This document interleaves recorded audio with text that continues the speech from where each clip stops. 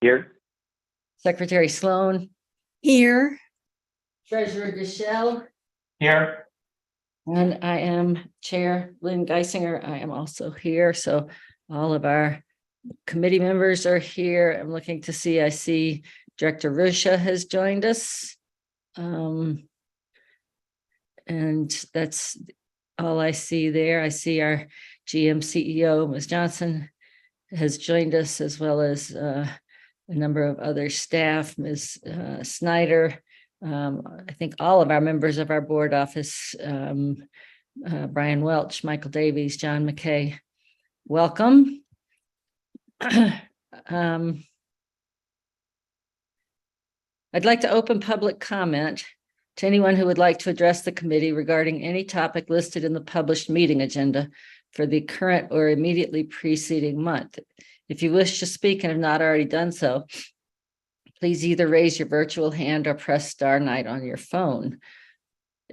Are there any hands raised or public comments? There's no hands raised and no emails are received. Great, thanks. All right, the first item on our agenda is the July board meeting agenda review. Before I ask for a motion, there was a request to move 2 items from the unanimous consent agenda to recommended action. That request has been withdrawn. You know, I would like to move the fare structure item to a recommended action, and I don't think we need a presentation or any sort of long statement. Perhaps we could do it with Ms. Johnson just making a very brief statement, and it's just a chance to take a little victory lap to celebrate what I think is great news for the agency. Does that sound good to everyone? Okay. All right. Any other comments? Any other discussion on the July board agenda as amended with that one change? Do I have a motion to move the July board agenda as amended to the board meeting on July 25th?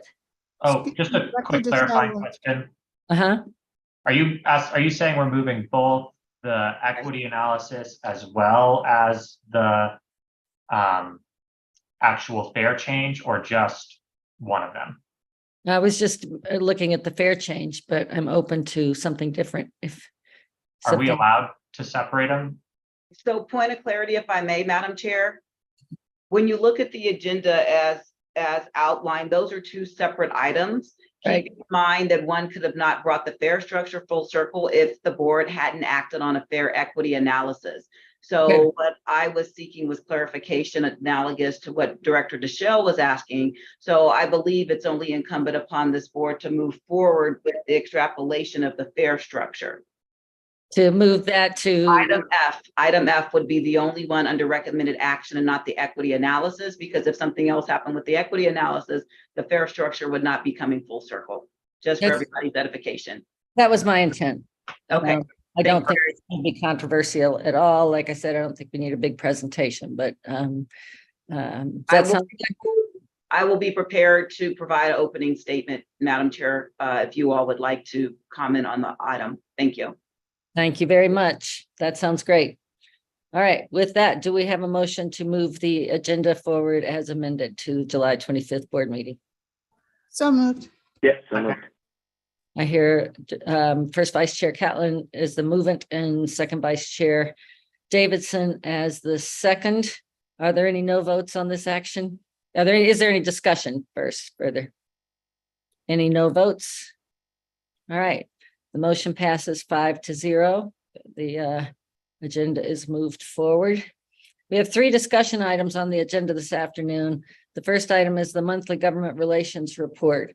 Mr. Davies, could you please present the item?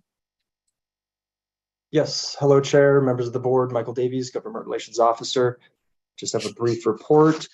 Starting with federal items, and similar to last month's report, the House and Senate appropriations committees are working through their annual federal fiscal year 2024 appropriations bills. The House Full Appropriations Committee passed their bill last week.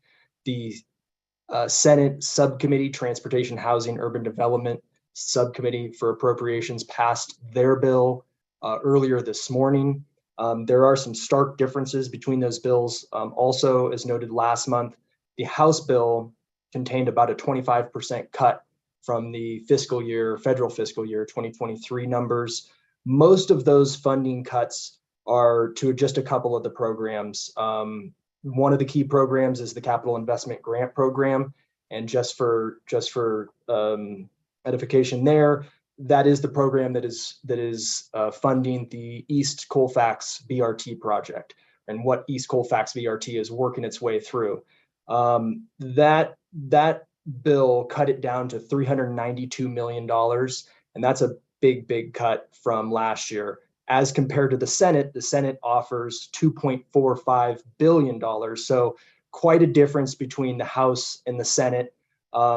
Because I do want to make sure you know that the sky is not falling on that number, because there's differences between the way that the IIJA, the authorizing bill, appropriated money in what they called advanced appropriations. So regardless of that 392 million versus 2.4 billion, 1.6 billion is advanced appropriated for that bill. So no matter what bill, the program still will have 1.6 billion plus either the 392 million or 2.4 billion. And ultimately there will be negotiations between the House and the Senate to come out with a number.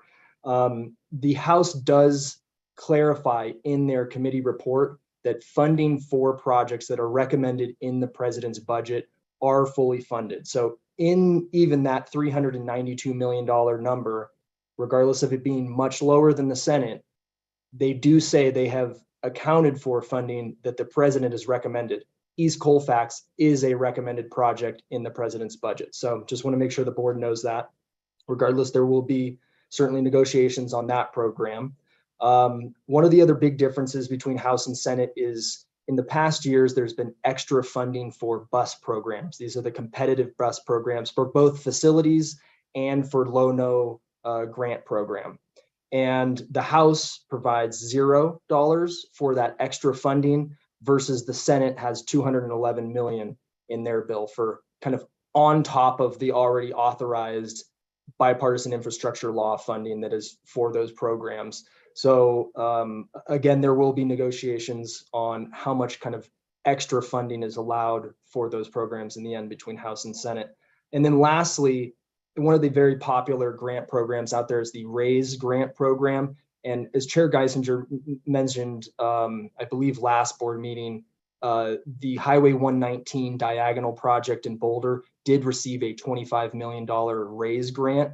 And that RAISE grant program, while it is eligible for a wide range of transportation projects and programs, transit is certainly one of the big elements of transportation that it does fund. The House cuts that to $0.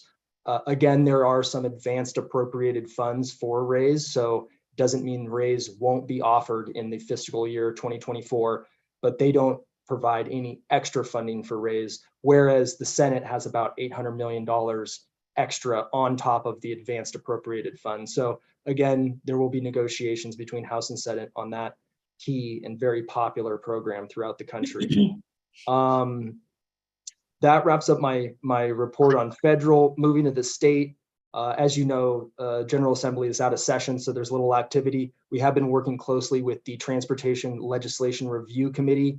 They are holding their first hearing on July 24th. The topics for that hearing were just announced, and that is non-consensual towing and crime victims' motor vehicles, so not really transit related, and then also freight railroad safety. So those are going to be their topics for that first July 24th hearing. The following meetings are August 21st and October 3rd, and we're working closely with the staff, and our RTD does anticipate participating in those hearings as well. Moving down to the local section quickly, as you all know, one of the programs that RTD has worked closely with our local governments on is really standing up the Call for Partnerships Projects program. and working with our planning department, we are holding the sub-regional service council meetings this week and next week, and that largely is to talk through the applications that were just submitted from the sub-regions around the RTD district on those projects that were submitted. And key next steps is really having the staff from each of those sub-regions kind of select their appointees to really go through and prioritize certain projects for those sub-regions.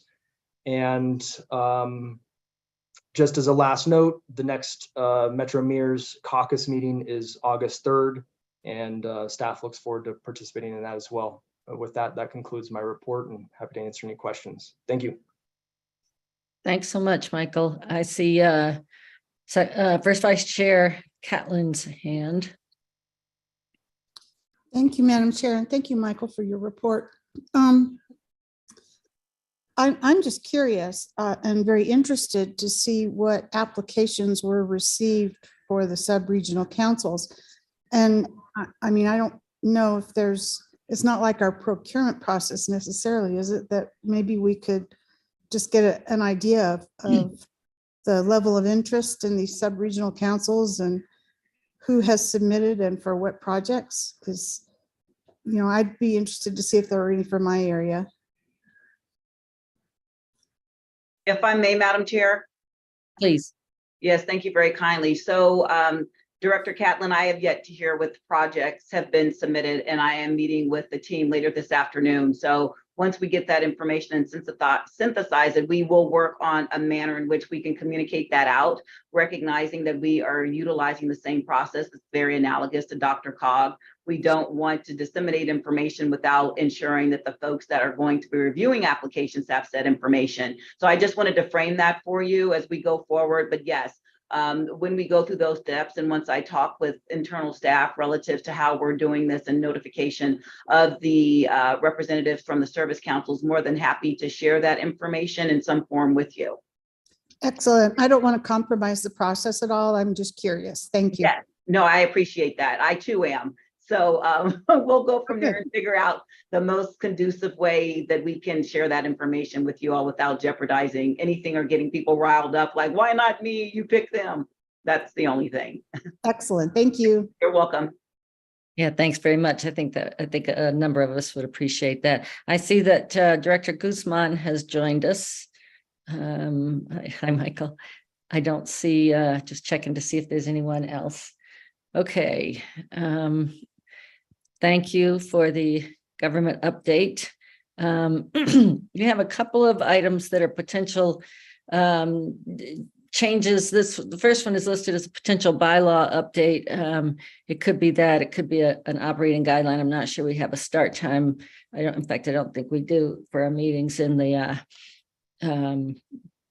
bylaws, but we'd like to have a discussion about whether to set a standard ending time for our regular board meetings, and don't have a preconceived notion in this sense. It could be that we set a full length of time for any meetings. It could be just for our board meetings, and just set an ending time, something like 10 or 10:30. Other public bodies have elected to set a time for adjourning, and there would certainly be the option in any proposal that the board could vote to continue it, to carry on with the conversation. And I think the idea that, for instance, I think Marjorie sent us some language that Golden has. I think Golden has an ending time at 10, unless they vote to carry on. I think theirs goes till 10:30 unless a supermajority votes. Boulder has an ending time of 11. All of them, again, allow the board or county or council to continue the process and waive that ending time. Fort Collins, I think it's at midnight. The question comes up, and obviously last month was a longer meeting. It's not that started the conversation. It just sort of brought back up a conversation that we've had before. So I'm looking for a discussion of whether you like the idea, what you think would be a good way to approach it, and then we would work to bring something back to you in September that kind of reflects the thinking. I see Director Deschel. Likely no surprises here that I'm a proponent of this. I think, at a certain hour we're not, we are making decisions that do carry weight. And after a certain time, I just don't think that we're fully focused. Or I'll speak for myself. I can say I'm not fully focused after a certain hour. I think, maybe it's looking at service schedules and looking at, since a number of people take transit to get to these meetings, right? Looking at service schedules so that, hey, you have at least 3 or at least 4 runs, or runs is probably not the right term, but you have at least 4 scheduled opportunities to get home. Maybe backwards planning it that way. I think 10, 10:30, 11, anything in that sort of time frame makes sense, unless that directly contradicts my prior statement, which is the last 4 scheduled opportunities to get home. And I think, to that extent, we sort of need to think about if you need to transfer as well. That's not just us, but that's the public too, who might be coming to the meeting. But I certainly think it's a strong idea.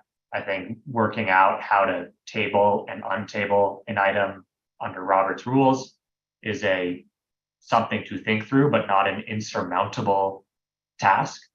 And then I think it's a matter of working on our agenda and prioritizing the agenda such that we can move forward appropriately.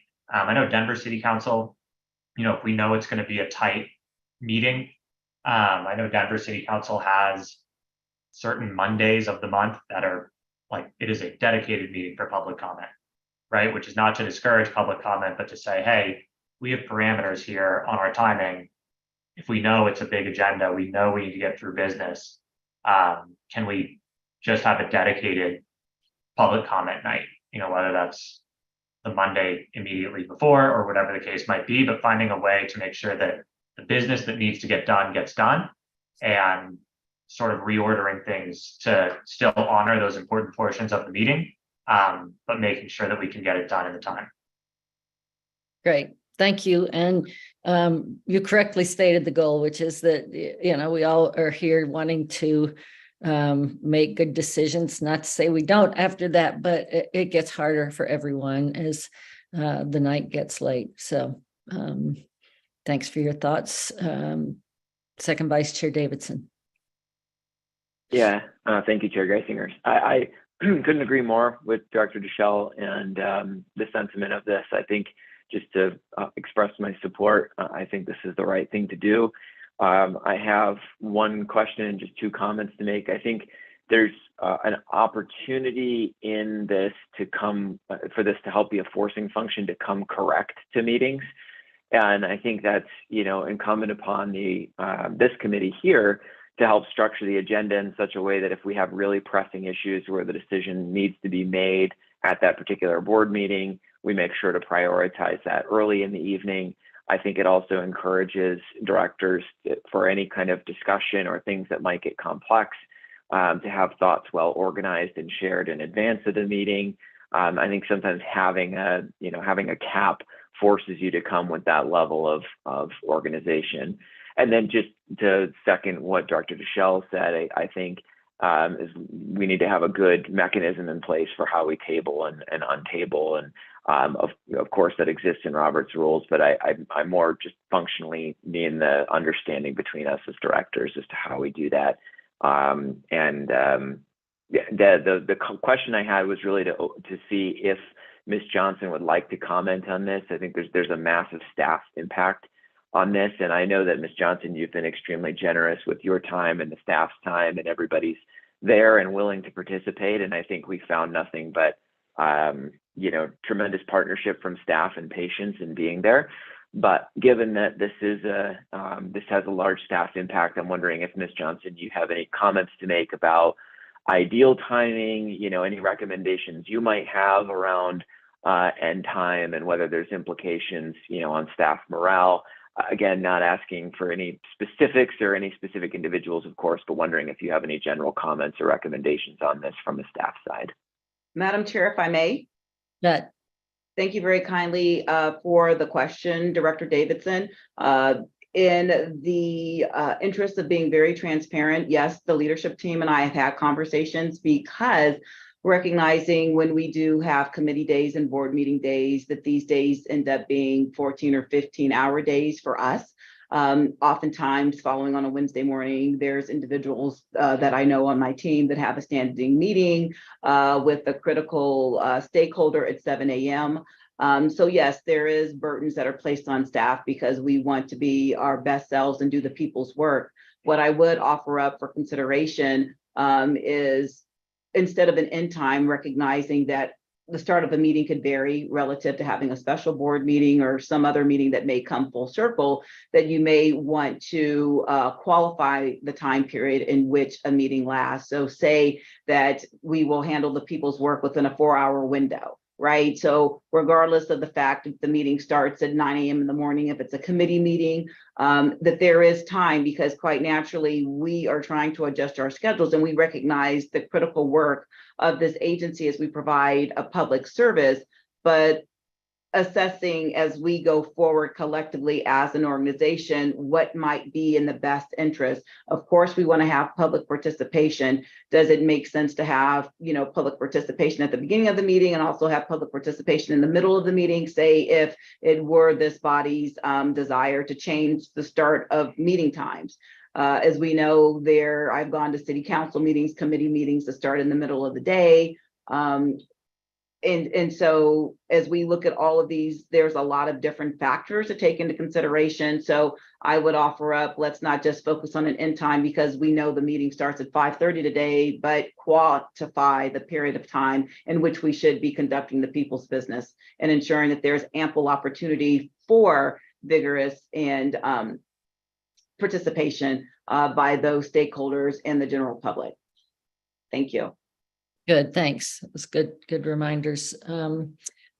I see 2 more board hands. Jack Kroll, did you have something to add on that question or other? I just wanted to address a couple of concerns that came up from Director Davidson and Director Deschel regarding tabling items. My recommendation is if this were to be something enshrined in the bylaws, we could simply include a provision that, by default, any settled business is immediately carried over to the next meeting, and the chair, would have the ability to just place that on the agenda. So.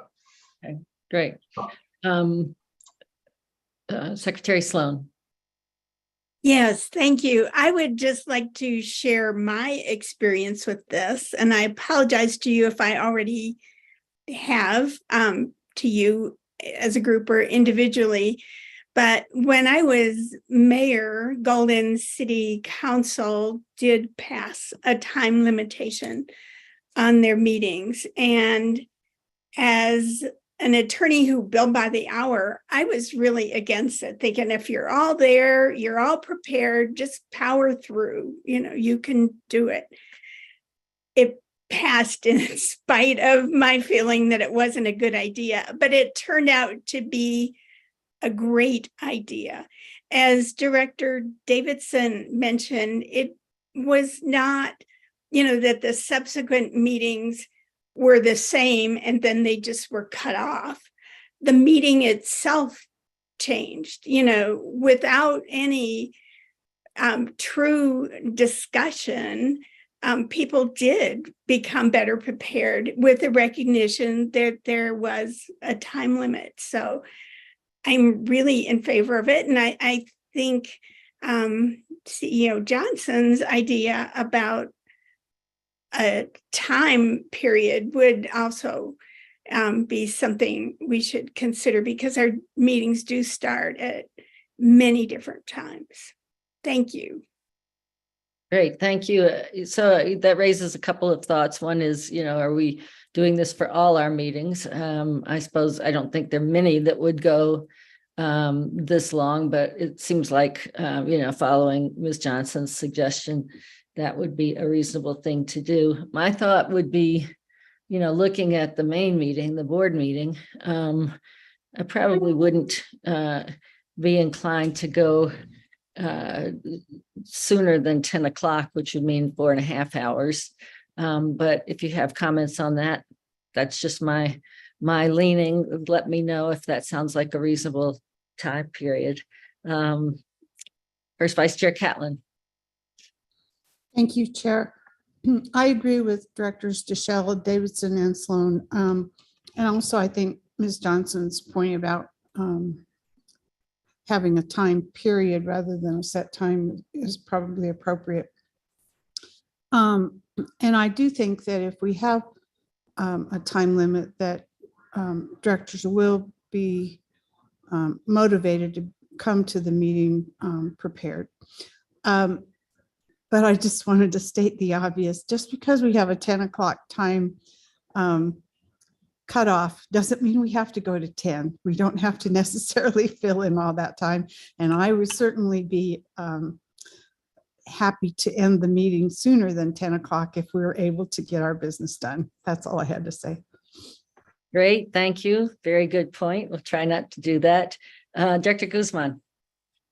I do apologize if there's background noise because I jumped out of work to jump on this meeting. I have a concern as a new director and sincerely as a new director about this particular change. And it's just mostly making sure that we have an opportunity as a public to speak and that we as a board have an opportunity to engage in the proper type of discourse, debate, discussion, conversation regarding the issues that are in front of us. It seems to me that we're limited in that communication right now. And how we can do it. And the best opportunity that I've seen for us to get together and do that work is at the board meeting, even though it gets a little confusing. And so just if we do this change, other bodies that are ending at specific times are probably doing several readings of a legislative piece and having time to consider it, having other meetings to get public feedback. Will we be afforded the same opportunity to ourselves so that we can discuss those matters and come prepared?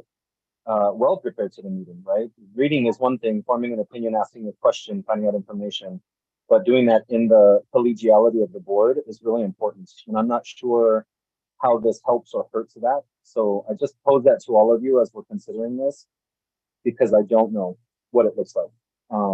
Thank you. Sure. And I'll call on Director Davidson in just a minute, but my thought on that is we actually, it's not that often that we go later than 10 or 10:30 or that length of time. And I think those are very good comments. I don't think there's any sense here of wanting to stifle discussion or cut it off. I think if there are certain things that still need to be decided, I assume Ms. Johnson would be, speaking up that she needs a decision on something and the board would stay. And there may be other situations where the board would stay and want to extend the discussion. I think your point is well taken about some other groups that have first reading, second reading. And many things now are coming to us as discussion items. I think Ms. Johnson has changed that process some to bring us those things. And I guess I don't know if you have any comments on that, Ms. Johnson, but I think that I think people are finding that to be a really helpful process. Go ahead. Madam Chair, if I may, thank you very kindly. And I appreciate Director Guzman's question relative to having participation. That's why I offered up there could be 2 public comment periods so people would have an understanding when they could offer up information. And further to the point, we have been trying to do our best relative to engaging the board on matters. So you're not hearing about something the first time and then asked to react to that, recognizing that we may have the operational subject matter expertise and you guys are looking at it through a policy lens. We are trying to ensure that we're giving you ample opportunity to engage with staff to get information that clarifies any type of matter of which you may have a level of unfamiliarity. And if there's anything that I and my team can do, please don't hesitate to reach out to me, which I know several of you that are assembled on this virtual platform have done. So I just want to say that we're amenable to that because this is important. We do people's work, we provide a public service, and we want to ensure that we understand and are empathetic to whatever pain points, other issues that may come down the pike. So thank you very much for broaching that, and that I am 100% amenable to adjusting if in fact we find this to be problematic. What I will say, just since I have the privilege of having the floor right now, all of us are really engaged in reference to what we do, but we are doing a lot with less. And if anything, working 15-hour days, we can't do our ultimate best when we're trying to do the people's work. So that's the genesis, I believe, of the discussion at hand, because we're going to be tired and lose sight of what we're actually trying to do because we may not be at 100%. So I just want to qualify that for those that may be listening that go back and look at this recording, that by no shape or form are we trying to diminish the importance of what we do, but we want to have caliber work that we are putting forward, and it just lessens itself when we have been working for 15 continuous hours. Thank you. Thank you. That's great. Did you have a follow-up there or a different question? Just a comment really quickly. I fully understand, and I am empathetic to long days. We also, as directors, some of us are working full-time jobs and then going to the board meeting and staying late. If we have a meeting that runs past 10 o'clock, I have to be up at 3 a.m. to be at work on time the next day. So I feel it and I understand it. I am really sincerely concerned that out of our training came the idea that during the meetings, that's when we're supposed to engage in a public discourse of whatever we're dealing with. And I don't want to lose that opportunity for transparency as a member of the board. So that's really all I'm saying. But I do respect and I understand that everybody's time is precious and valuable, and we do need to get rest because we're not at our best if we're not rested and well aware. So thank you for having this conversation. I appreciate it, but just worried, right? I can proceed, but I'm worried, and I want that to be known. That's all. Thank you. Thank you. I appreciate it. Director Davidson. Yeah, thank you, Chair. I just wanted to address Dr. Guzman. Thank you for the concern. It's important, given that these are, many of the decisions we face are very important decisions.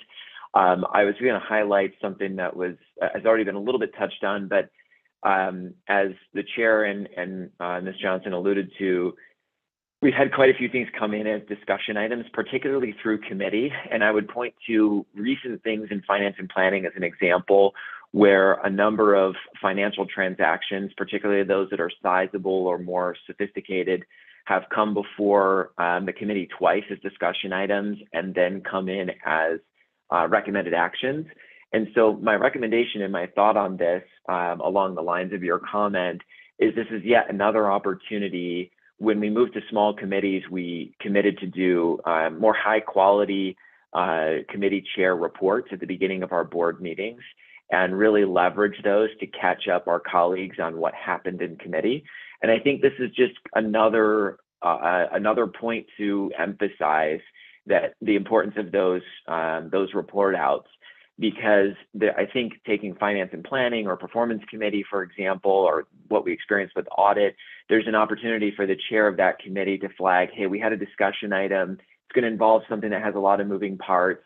I would encourage, members to attend the next committee meeting if they have questions or as this coming as a recommended action. So long-winded of a way of saying, I think it's just a good reminder for the committee chairs to come very organized with those reports on items that directors need to hear about. And then to a point that Ms. Johnson, I believe, was alluding to, the other thing I wanted to just say is if the time limit, if we set a time limit, and I do really like the idea of a duration as opposed to an end time. If we set the duration and something's not working, we can always revisit it as well. And I would say a primary reason to say it's not working is if we feel like discussion is getting stifled or information is not there. So Director Guzman, thanks for coming and sharing that. Those are just the additional perspectives I wanted to share. Thank you. Director Deschel. Thanks, and Director Guzman, thank you for sharing. I think one idea that I know has been talked about before is we've talked about study sessions, but I think another opportunity for the board is workshops, especially where there are items where we know there's going to be a number of changes and people do not want to get sort of tripped up on the amendment to the amendment to the amendment type of issues. right? And I know there's discussion of, well, that should primarily happen in committee, but there's also sort of an idea that we are a full board, and there are opportunities where code of conduct is one, bylaws changes is another, where we really would benefit from more of a workshop. Let's tweak the language. Let's get this right. I think it's typically known when that's going to be an item. And maybe that means on, if we know that it's going to be an item on the Tuesday, maybe that means the Thursday before, or whatever the case might be, pick a day. That allows us to come together and really workshop language and think through issues, and create consensus and build coalition around ideas that isn't so constricted by Robert's rules. Whether maybe that's, and this is just really shooting from the hip, right? Maybe that's, hey, if we know something's coming, we proactively set a workshop, or it's an opportunity to say, hey, if 5 directors want to workshop a specific item, we'll workshop that item, right? You make it a high enough threshold that it's meaningful, but not a low enough threshold. I think more than 3 is probably appropriate. I think less than a majority is appropriate. I guess there's a few numbers that we have to choose from. So that would be the other thing I would raise is really that opportunity to have that more meaningful engagement with each other, which would then help the board meeting be more efficient, and I think frankly probably help accomplish more people's goals. Yeah, I appreciate that, because one thing I've had on my my list is to talk about what sort of study session or it could be called a workshop. There's several things I think that are coming up that may be appropriate for that. So I will be working with staff to get something scheduled, or at least discuss it. Ms. Rusha. Thank you, Madam Chair. I'm trying to start my video and it will not let me, so I apologize. Okay. My Zoom freezes when that happens, so just can you still hear me? We can hear you. Yeah, you're fine. Okay, I just cannot see the screen. Okay. All right, so I just, Director Deschel touched on what I was about to say, actually, is that I think we have tools in our toolbox that we're not using right now.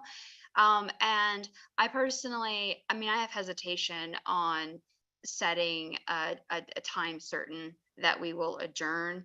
I think it's fine to have something be aspirational for the purpose of holding an effective meeting. But I could certainly see how that could be weaponized. But, we do have Robert's rules. That solves, I think, almost everything that folks have raised. A chair can call a special meeting. We can certainly reduce, what happens before we get to business. Our last meeting had a lot going on before business even started. And we could benefit from study sessions. And I believe in our governance documents, it states that we will schedule them at the beginning of the year, and we have not even had one yet.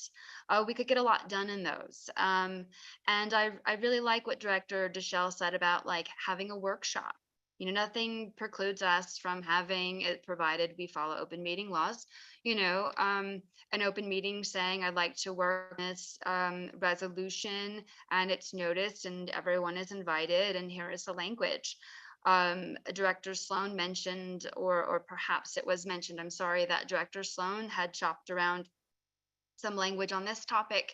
I haven't seen it, so I can't, I don't know what it says. I get the concept, but that would have been a wonderful opportunity, for us, maybe in the future to continue to talk about this. And this has been mentioned, and I want to stress, I really think we need to be careful about how this looks to the public. Not only does the public expect, and we have set rightfully the public expectation, we're a public body doing public business, but we have many members of our public who do not have the luxury of going home at 10 o'clock, because they're working. And so I think I just really want to caution our language. In the past, we have had directors say, I want to go home now. And I understand we're human. I understand where that's coming from. We're tired. Many of us have day jobs and other responsibilities. But I just want to caution how that might sound to those who are listening. And then finally, a concern, an unintended consequence that might arise from something like what is being proposed is executive session. I would really be concerned.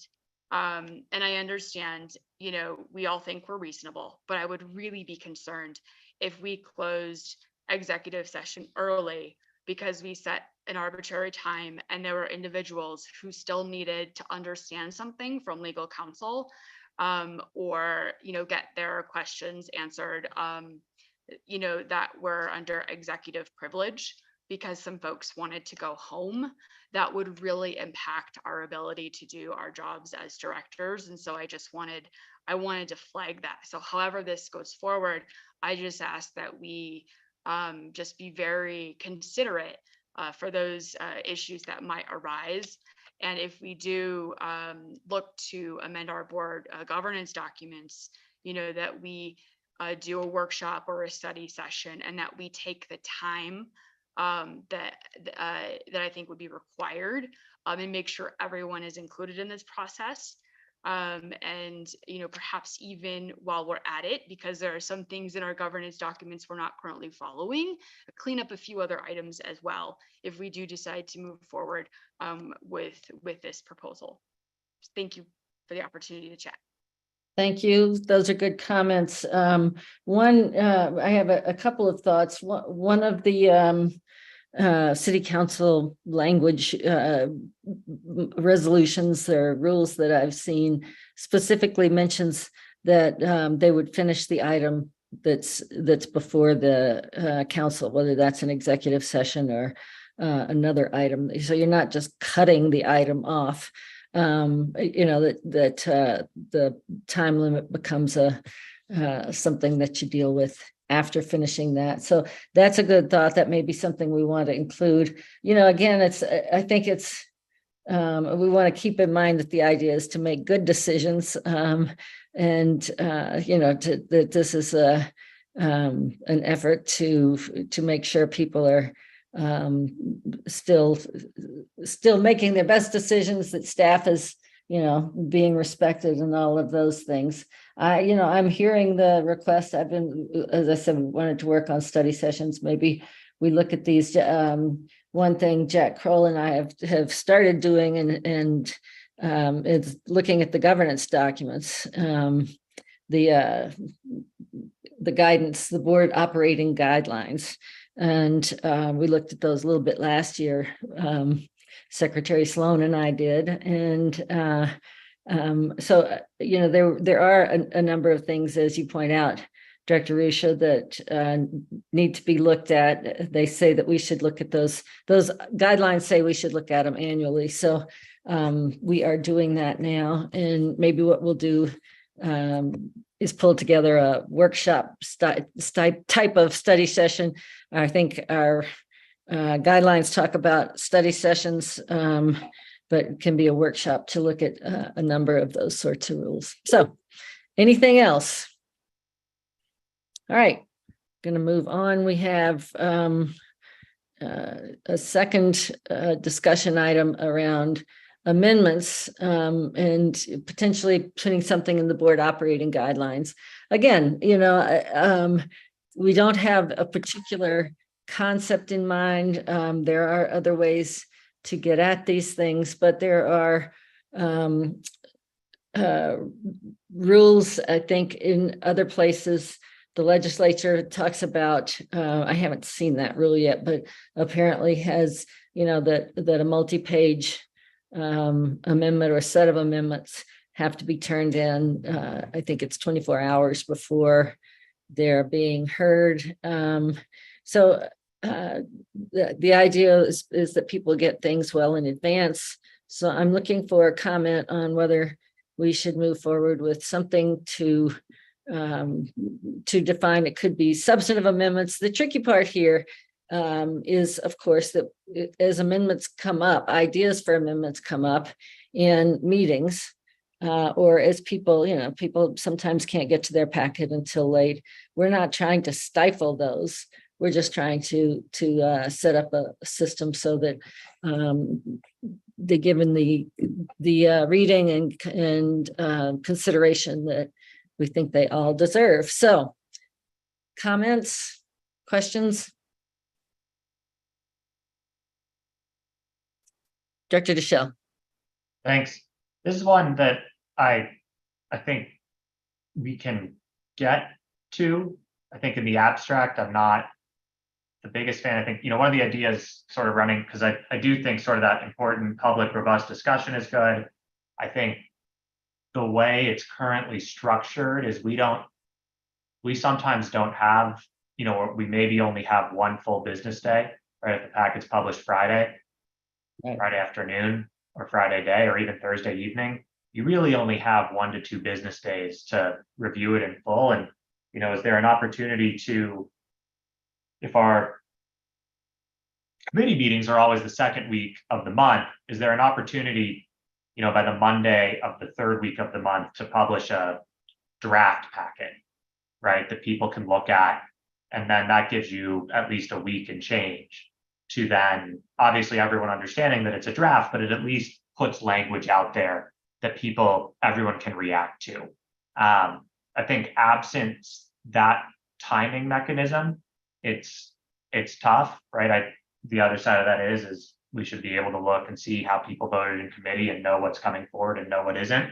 But I think my biggest concern with it is the timing. And I think, probably at the chair's discretion, looking prospectively, right? If people come up with ideas or communities come forward, I think we can get there. I think it's just a matter of how do we, similar to the duration or time cutoff, how do we make sure we have the other supports to allow for public, robust discussion, to make sure people aren't being stifled and we're not rubber stamping, but to also be more efficient and to allow for more discussion. And definitely open to others' ideas as well. Those were just some I had about opportunities to get language, the whole packet language in front of people earlier, so that they would have more time to then draft an amendment should they so choose.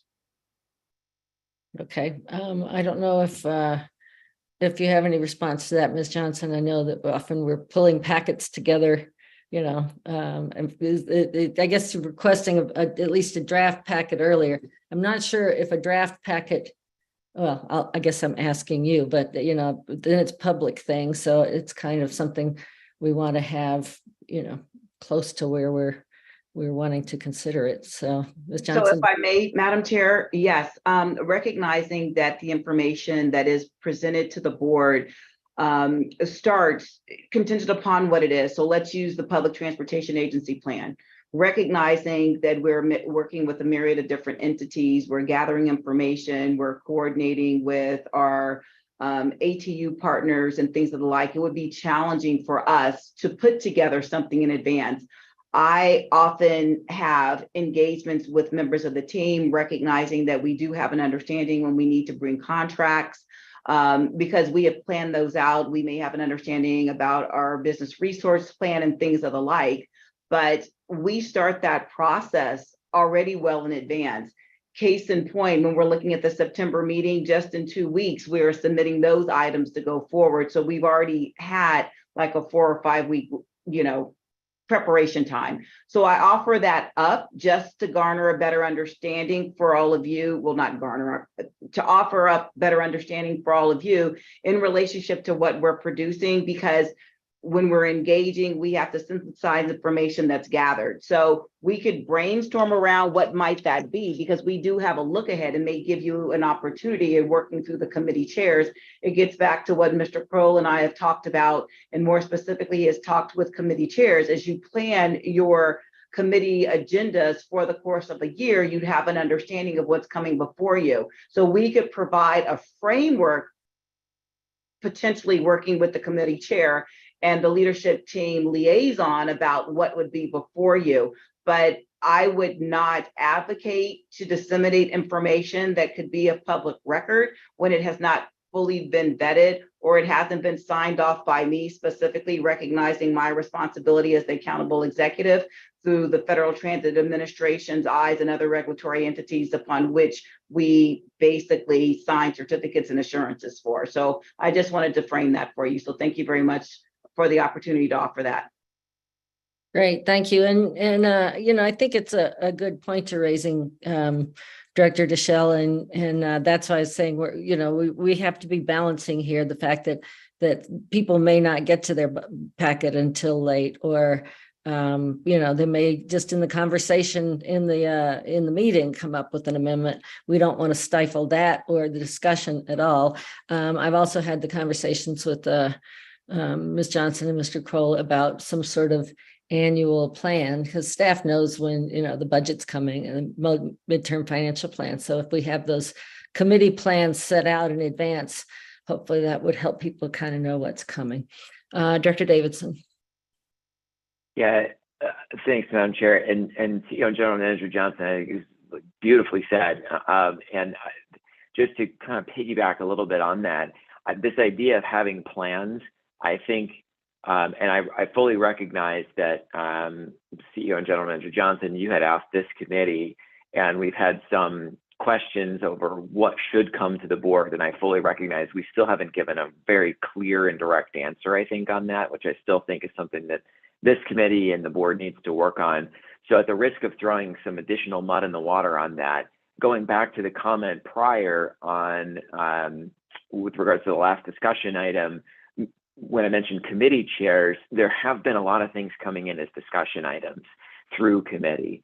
And I think there's an opportunity, if we have a plan like Chair Geisinger, you just referenced, and CEO and General Manager Johnson as well, we can gather what's important from the board, because the amendments are kind of solving a problem at the end.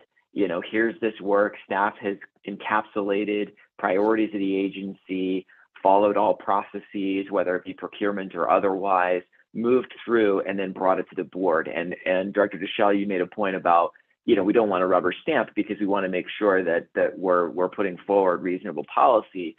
But I think our strongest amendments that we've had have been in partnership with staff. They've been based on feedback from directors of where maybe things were slightly off the mark.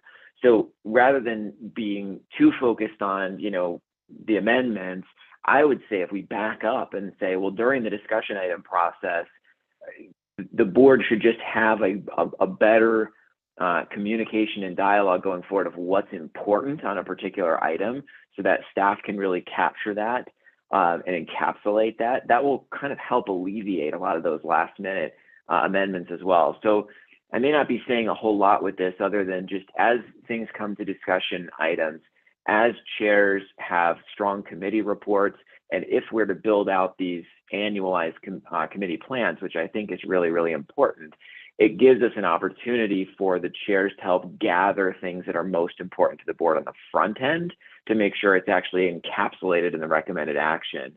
So just a general comment of something for us all to be thinking about and cognizant of. Otherwise, I'm very supportive of having amendments far in advance. I'll just speak personally that I need to read, I need to digest, I need to, understand, and it's hard to do that when there's too much all at once. So anyway, thanks for allowing me to just expound on that and offer some comments. Thank you very much, Secretary Sloan. Excuse me. Yes, and this is a very valid concern. And the whole point of public comment is to raise things that the board and staff have not thought of, and it might trigger ideas from the board. But I don't want to exaggerate the need for a draft packet or anything, because of our committee system. I cannot recall anything that showed up in the board packet that I thought, what's this? Where did that come from? For instance, in this month's packet, we're talking about fare structure. We have watched that take shape for over a year. the service changes are brought to committees and then they're brought out to the public, and only then do they come to the board. The code of conduct, was there for months. So I don't see any need to facilitate last minute comments. I think that's or amendments.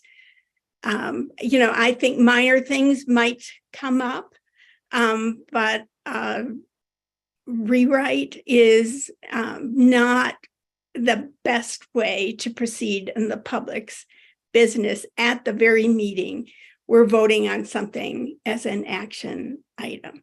So in sum, I'm saying our system pretty well offers the opportunity to think of issues and provide for amendments prior to the meeting. And I don't think it's too much to ask to have folks be prepared, in the run up to the meeting rather than the meeting itself. So thank you. Good, thank you. Director Rusha. Thank you. As it relates to the amendments and public comment, we do get a member of the public can, say something like, as was noted, that could trigger a thought and might be worthy of board discussion, even though we don't dialogue. And, I think as it relates to how we do amendments or whatever happened the last board meeting, Director Guzman, I think really hit the nail on the head. We do not have a readings process, and maybe an unintended consequence of going to the small committee process where only half of the board can vote removed an opportunity to put that into place. So, other like the city councils, that first and second reading plus the hearing or committee is where that workshop takes place. And we just don't have that process. Unless we're doing a phone chain, which might violate open meetings laws, or, we do something in a public meeting in the evening, which seems to frustrate folks who might need or want to go home by 10. And so, again, I think that if our current process worked efficiently, we wouldn't be having this conversation, but it's worth having maybe in addition to our big board meeting structure, asking, is our small committee meeting structure working? Are there improvements we can make there to ensure that folks can participate, get their questions in, and so that the business is still done in the public eye, but that those regular board meetings are as efficient as possible. And I hope that made sense. But like depending on the chair, it's really the chair's purview. If they're going to recognize a non-member, right? And then if a non-member wanted to offer an amendment in a committee, they're not permitted to do so under our rules. And I understand why that is. It's for efficiency.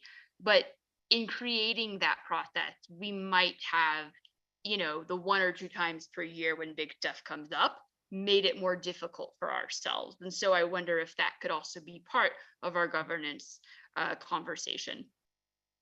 The conversation there being on whether non-members can make amendments in the committee, or just more broadly the small committees, or both. Is that what you're asking? Yes, or maybe just taking a just like a holistic look back. Now that we've had the small committee structure for a little while, and it's crossed over 2 boards, or how is it working? Are there improvements that we could make? Perhaps it's really a Venn diagram and not so linear in terms of efficient meetings.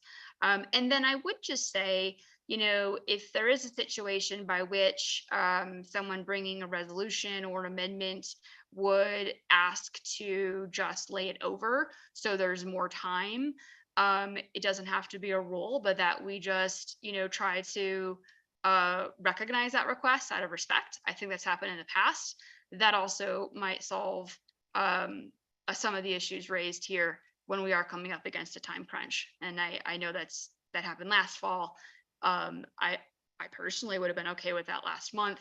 And certainly that's a tool we could continue to use in the future that respects everybody's time. And then if I may, Madam Chair, and that'd be my final comment, I completely understand and respect that we want to respect people's time. And I do think it goes both ways. And I personally do feel a little bit of pressure when I get a board packet that's 420 something pages long. And that comes on a weekend, and then my meeting is on a Wednesday. And so, no, I'm not going to be a transportation and safety expert overnight, and I won't be by the end of my term either, and it's not expected of me. However, that is a lot. And I think even this board packet might hit 1,000 pages. And so where we can get information out early, I think we should, because that I think shows respect of the board as well. This is essentially a volunteer board. And it would certainly, I think, reduce the amount of questions because it will give folks more time to process and get some stuff out of the way. Or maybe I'm just a very slow reader and I need a few extra days. But I know that for me personally, it would help if I had some more information in advance when we know it's coming. And I understand sometimes that can't happen, but when it can happen, I think it would help me anyway. Great. And I want to get your comments. I'll go ahead and take your comments and then I'll sort of summarize what I'm hearing. Director Catlin. Thank you, Madam Chair. I wanted to echo what Director Sloan said. A lot of these issues have evolved over time. And case in point, as she mentioned, the code of conduct was a long time in coming, and directors have had ample opportunity to read the materials. And I just think that I think we need to recognize that during the course of our robust discussion or debate on a topic, it might stimulate an amendment or a thought that a director could bring forth at the meeting. But I think if we run the meetings efficiently, that those will not be routine, but rather an exception. Great. Thanks for all of this conversation. I think it's been a really good conversation. What I'm hearing are several things, and it does seem like it's time to pull together a workshop. It may be, officially a study session, but to look at some of these things. And if we're looking at board operating guidelines, that we, I think we'll run into some other things that we may want to bring to the board to discuss. So I will work with Ms. Johnson and Mr. Kroll and try to set something like that up as we get into it. I think, that the annual plan idea for committee work could be really helpful. And part of that hopefully would show, that an item that this month is the discussion on the budget. I mean, that's not a great example because we have several hits on it, but the discussion on an item before it comes another month. A lot of these items, I recognize the large packet issue, but a lot of these, whichever ones of us are on one committee, we would have seen those, and been through the packet pretty thoroughly 2 weeks earlier, which brings that size down. I do think, sometimes they're daunting.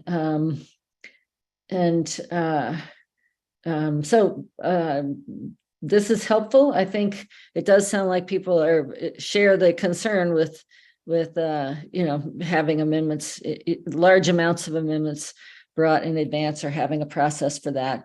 And we'll take that forward. Is there anything else I'm missing from the conversation here?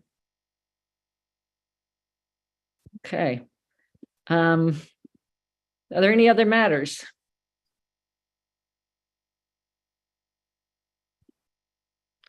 Eric? Yeah, thanks, Chair. Just briefly, I think who's left here is on the Performance Committee, but I just wanted to touch on Performance Committee because there's quite a bit to get done. When we come back in September, as we discussed at the last Performance Committee meeting, we'll need to pass our compensation philosophy, and we'll be considering aspects of the salary range, as well as performance evaluation. So there's still going to be some forthcoming communication. I just wanted to flag for this group, given how important that matter is to the board as a whole. And I know I had mentioned at the Performance Committee meeting that there'd be some correspondence going about soliciting the feedback from our fellow board members. I do think that's really important to happen in the next couple of weeks. I did have a chance to talk to Mr. Kroll about that the other day, and there'll be some forthcoming communication on this. And Dr. Sloan, I know I apologize, I've been less available for a lot of one-on-ones, but I'd really love to engage just to talk about the committee and how to best get that position to go forward. So just, one way to say that's important, and we have all that coming, and I want this executive committee to be aware. The second thing is I did want to bring up something that has come up as a risk, which is that our committees all turn over annually, and the Performance Committee will turn over in January. And I think part of the challenge that we have had with Performance Committee, which is such an important function for this board at large, is that there's a lot of starting and restarting and visiting and revisiting. And there's going to be considerations with respect to our general manager and CEO's contract, as well as the performance evaluation process, where we need to bring some consistency. So I think what I wanted to do is just open the door for, not now, but if anyone has ideas, please feel free to reach out and share those with the board office or myself about maintaining consistency. I'm very much reminded of what we faced with audit, that we had a similar dynamic of, the way we managed risk in the agency was subject to our continual turnover of the committee. And there are some ways that we might be able to address that with external third parties to bring consistency. To some extent, we benefited from, the way we structured audit. I'll end it there. I just wanted to really flag for this group that I do think, having chaired the committee for half a year now, that is a big part of the challenge. Is there's just starting and restarting, and it represents a fair amount of risk. And this current Performance Committee, and certainly I'm committed to doing so, needs to make part of its task adjusting the governance in such a way that we can maintain consistency across several years and across all boards. So thank you for that. Just please reach out to me if you have ideas. It's kind of like audit again. So Peggy, here we go, and thinking about how to build something that's consistent in the presence of having a elected board that turns over and a committee structure that turns over. So a familiar challenge, but suspect a very different solution. So thank you very much. I appreciate the time.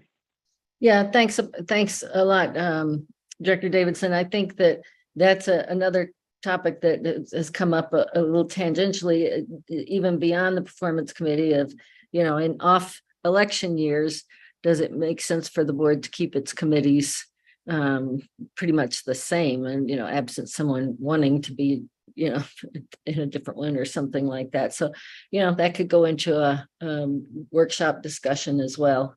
It's a good thought. Director Rusha. Thank you, Madam Chair. I just wanted to flag two things that perhaps our general counsel might want to weigh in on, later on, as to not extend this meeting. But right now, in the news, we have seen several more lawsuits regarding open meetings and executive session. And the case law on that is changing, and I think confusing folks. This is my personal opinion, I truly do believe that other bodies who are finding themselves in the hot seat, took good advice from sound counsel, and, just might find themselves, in court with a differing opinion from a judge, right? And so I would just caution everybody here. We've talked about workshopping amendments in advance, sending around language, etc. Some of that might be confidential work product when it comes to a Cora request, but we want to be very careful that we're not violating open meetings. And then as it relates to executive session, this is just for me personally, as a new board member, I would personally, just like a briefing or just we had a briefing, but just another one or just a, quick bullet on what is and isn't permitted. Because again, I do think that most of the time when bodies violate executive session rules, it is on accident. And I just want to look out, for the good of the body. And then on a related note, we do have executive session via Zoom. However, if a person is not able to attend an executive session because they're not on that committee, we have no way of accessing that via Zoom, and it makes it difficult for us to catch up. Performance is one example.